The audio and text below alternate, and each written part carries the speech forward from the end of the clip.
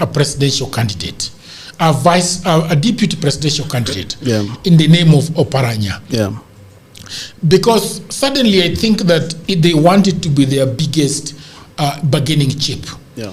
It looks like ODM has what is going on at ODM?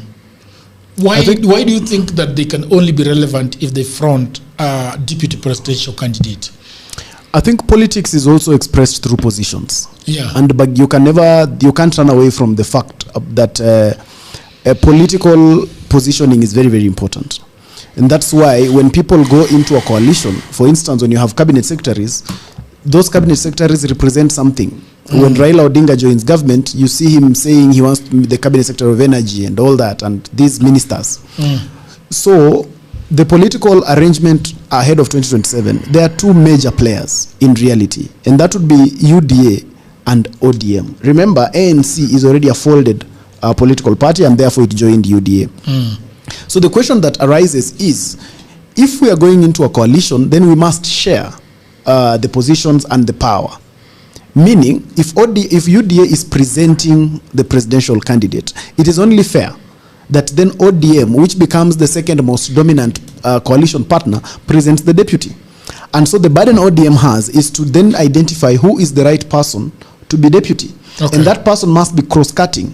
He must be a person who does not just come out from his tribal perspective, but he can actually carry the hopes and aspirations of ODM supporters that are not necessarily fixated in one region. And I think that is the thinking behind why they feel like Oparanya, having been the deputy party leader of ODM, can carry that. Because when you go to Western Kenya, the reality is that most people from Western Kenya, especially when you start from Kakamega, up to today, Oparanya has still influenced who becomes the governor of Kakamega. The people of Western see Oparanya from the lens of a performer. They do not necessarily see him from the lens of a kingpin. And he has never even struggled to be one. Unlike his counterparts on the other side, who have always been seen more from the perspective of the people who want to be kingpins, but not necessarily for any benefit of anybody. When you look at Oparanya, most people, one from Western, see him as a performer.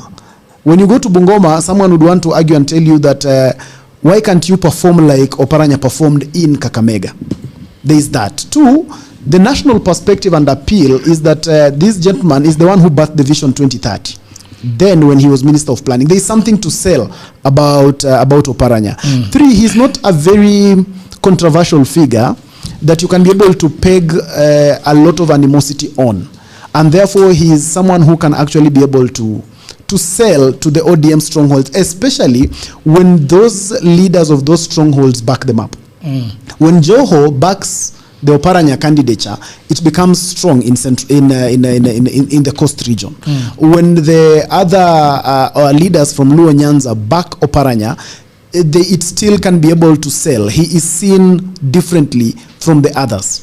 And I think that's the reason why there is a feeling that this can actually be the candidate. And also it's about numbers, Jagero, because again, it's politics and it's a question of numbers. So who can actually marshal up numbers? And that's why I think Professor Kindiki is getting it a bit hard, because immediately after Olkalau, we can only count his votes at most at 1.3 million votes. But do you and think that's the total number? Commercial up numbers? And that's where I'm coming to. And that's the total number of registered voters in Mount Kenya East. It becomes 1.3. Kakamega County alone has 800,000 votes as a county alone. That's a county that Oparanya really commands. Oparanya has a footing, a very solid footing in that county. That's why up to today, people running for office in that region still want to gravitate towards Oparanya. Even Cleophas Malala of DCP, because he was running for governor, you saw him recently trying to want to portray to the people that he's actually in good books with Oparanya. And that's why he went and had a meeting with him. Now, when you gravitate these numbers into the larger fray of now the Western Bloc, he can actually have some infiltration. Why? Because again, people of Western Kenya, they more or less love tried and tested hands. They are very careful about newness, if history is anything to go by. Look at the kind of members of parliament that we have.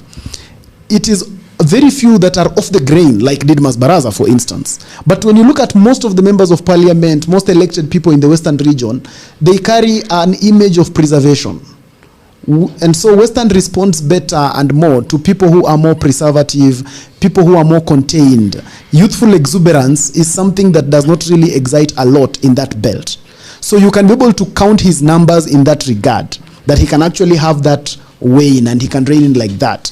And then when you look at the Luo Nyanza side, he does not pose as a big threat to them. Okay. One, because of his age. Yeah. And two, because of his political history. He does not more or less come out as a person the other side of Luo Nyanza looks at and feels like he will come stumbling upon us. He will come being in charge of us. Yeah. He is not a Jack Wamboka. That someone would be able to say, no, you know, this guy, he's too powerful and he's too endearing to the people. I don't see him feel like he can actually endear still to the other side. So I feel in terms of the numbers, he has capacity to manage numbers than Professor Kindiki. And also the professionals, of course, just the professionals who believe in the vision and all that kind of thing. I think he has, and I think that's where the professor is finding. I think the professor's problems started in Olkalau. Yeah. Okay. Vast, what do you think about